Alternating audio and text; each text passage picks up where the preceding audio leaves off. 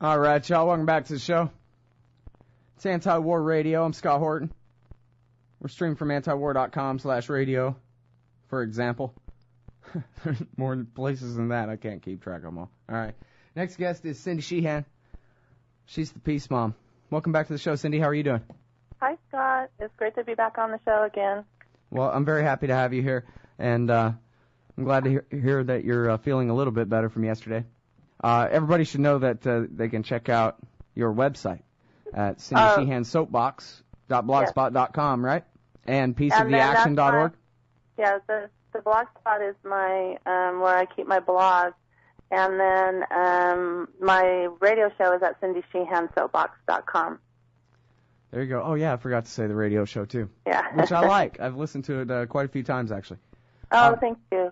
Mm-hmm. So you also have this piece in Al Jazeera. The real Al Jazeera.net, that is, U.S. myth of the two-party system.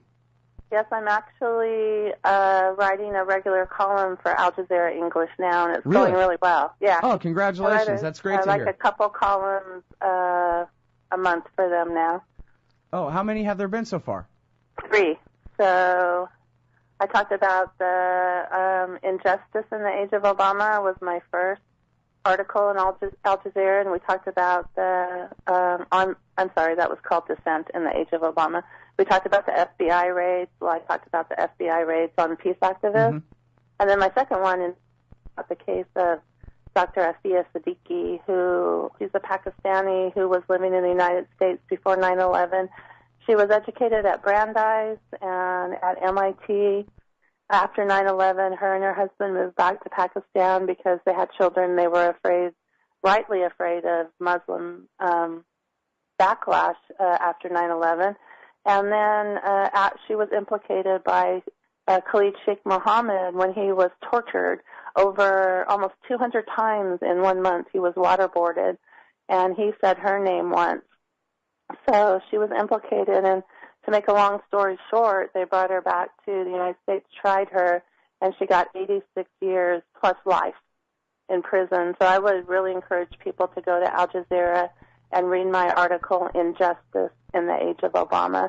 And I just want to point out to everybody that, you know, the two-party system is a sham, and that no matter who's in power, the policies are still continuing. But there's, there's still too many people who buy into the myth of the two-party system, and that was my last article in Al Jazeera, was called The Myth of the Two-Party System. Right, which was great, and it asked the question here in the sub-headline, would America look much different if Republican John McCain had beaten Democrat Barack Obama to become president? And so what do you think? How do you measure that? Well, I don't think it would be, it would look that much different, because it sure doesn't look any much different when we have a Democrat Barack Obama than when George Bush was president, except that, you know, many things have gotten worse. Unemployment's gotten worse. The foreclosure crisis has become worse. The wars have gotten worse. He's tripled troop strength to Afghanistan. The drone bombings in Pakistan have gone up 300% in real numbers in the less than 2 years that Barack Obama's been president. He's declared himself judge, jury, and executioner over any American citizen without a fair trial. I mean, it's just, I can't really think how things could be much worse if McCain was president. And then you have to think, too, if McCain had won the presidency, which, of course, he wasn't supposed to win, but if he had won the presidency, there theoretically would have been an opposition Congress, and there theoretically would have been an opposition in the grassroots movement. We might have been able to rekindle some kind of an anti-war movement if John McCain had won. But now, Barack Obama and the Democrats, their purpose, I think, is to kill these social anti-war movements, to co-opt them and to just render them irrelevant and ineffective. And they've been very good at doing that. Well, you know, and if you look at the recent past, like, say, for example, how the Democrats took the House in the first place in 2006, it seems like the principle of endless warfare always outranks even the interests of the Democratic Party itself. John V. Walsh at Counterpunch did excellent work on the fact that Rahm Emanuel, from his position in the House of Representatives, worked to undermine every anti-war Democrat in the primaries in 2006 and support the pro-war Democrat. And in every case where he succeeded in doing so, the pro-war Democrat lost the general against the Republican. And the anti-war Democrats that he failed to defeat in the primaries all won. But they wanted as few anti-war voices in the Democratic Party in the House of Representatives as they could possibly get. They're determined from the get-go to betray what they promised their constituents, which is that, oh, yeah, it'll look like Daily Kos around here or something once we're in power.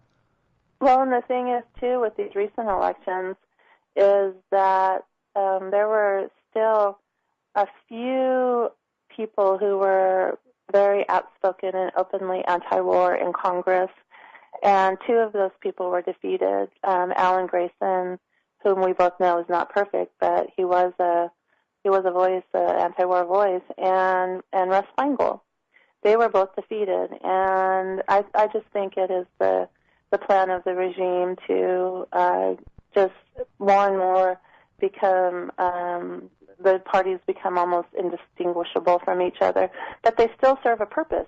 They serve a purpose where the Republicans might be able to come in now and extend the tax cuts, which, you know, we can argue about that, but, you know, they're could be able to invade Iran now, could be able to just push harsher austerity measures here in the United States, where the Democratic Congress would have gotten more flack for that. But now they're the Republicans, and that's what their Republican base put them in to do. And now Barack Obama can say, I didn't want to do it, but the Republicans made me. And then the Republicans can, you know, conversely also say, well, we wanted to reform the health care legislation, but the president vetoed it. So they just play this game to support each other, support the establishment, support the elites, while keep robbing us, because most of the people in our class, they believe that there is a difference between the parties, and that Barack Obama really would do good if he could, but for the last 2 years he had a supermajority, and they didn't end the wars or pass any progressive legislation. But they still blame the Republicans, even though the Republicans were in, you know, a distinct minority for the last 2 years. Mm. Well, and when Bush controlled both houses of Congress and the Supreme Court for years on end during the first years of his presidency before the election of 2006, they didn't do anything that are the good things that supposedly the Republicans want to do for their right-wing constituents, because the Democrats just won't let us or whatever. It's the very same thing. And well, it was like my friends after Casey was killed in 2004. George Bush was up for re-election, and my friends that I had before Casey was killed were telling me, oh, we're going to support him because he's pro-life, and he's going to overturn Roe v. Wade. I was like, well, you know, he's president now for 4 years. How come, and he has a Republican Congress, how come there has been no steps to overturn Roe v. Wade? Yeah, right. Well, because, of course, the Republicans need that issue to keep the suckers coming to the polls for them. If they were to change it, then why would these people have any reason to support them anymore? It would be a chunk. They might lose their permanent Republican majority or whatever. Exactly. So, yep. And, you know, it always works so well, and it's funny because 10 years before I was born, Carol Quigley, professor of international relations at Georgetown, author of Tragedy and Hope, wrote in there that basically the only reason we have the two-party system with the one party supposedly to represent the interests of the liberals and the conservatives, so the American people can throw those rascals out every 8 or even 4 years if necessary without ever leading to a substantial shift in policy. But half the people are mad and then relieved half the time, and they just switch back and forth forever.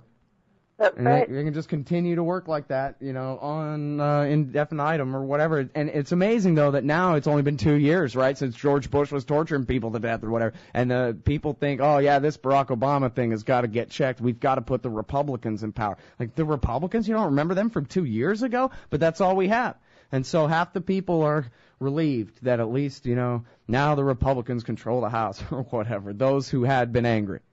It's not even half the people. When you think that only 30% of the people vote, it's a very small minority. True. Absolutely. All right, well, hold it there. We're already over on the LRM break. We'll play a song for the Chaos Radio audience here, Cindy, and then we'll be back. It's Cindy Sheehan, the Peace Mom. Check out Peace, spelled correctly, peaceoftheaction.org. All right, y'all, welcome back to the show. It's Anti-War Radio. I'm Scott, and I'm talking on the phone with Cindy Sheehan. She's the Peace Mom. Peaceoftheaction.org. And Cindy Sheehan's soapbox for her blog and her radio show. And we're talking about this bogus scam that ought to be as transparent as Saran wrap. This ridiculous two-party system and this ridiculous left-right fight. When the fight is between power and those who ain't got it. Ain't that right, Cindy? Right. Well, you know what they say, the only valid war is a class war. And there's never going to be one of those while the people in the ones without power, as you say, keep on buying their myths and keep on, being codependent with them.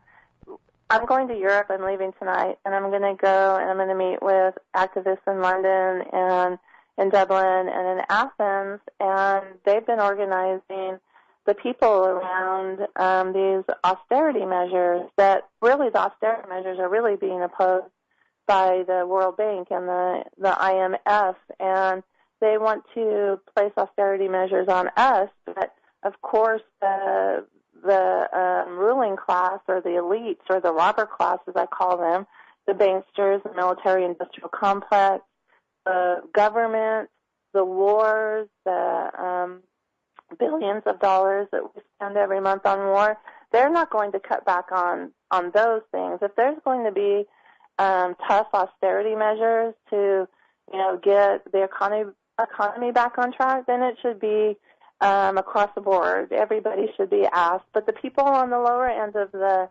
economic scale shouldn't be asked to bear the burden for the people on the top, because it's not like they're in the bottom when we're have austerity measures, when we don't have money, it's choice between food or medicine or gas or electricity. It's not the choice whether we're going to buy another yacht or a mansion, so it's just ridiculous that we continually, especially here in the United States, we continually allow the robber class to rob us without putting our feet down and saying, no, that you're not entitled to our prosperity. You're not entitled. Right on. Well, there's a lot of point of agreement there, and I know that you're, in favor of, government programs for people in ways that... Oh, no. All right, well, we lost Cindy Sheehan. That's a darn shame. I'll tell you what I'm going to do. I'm going to cue up some audio, and then I'm going to get her back on the line. I guess the telephone line didn't like a lefty and a libertarian agreeing about class war with, subtle differences worth describing. I was about to. All right, well, hang on. I'm going to cue up something for y'all to listen to here, and then I'm going to be back with Cindy Sheehan on the show right after this.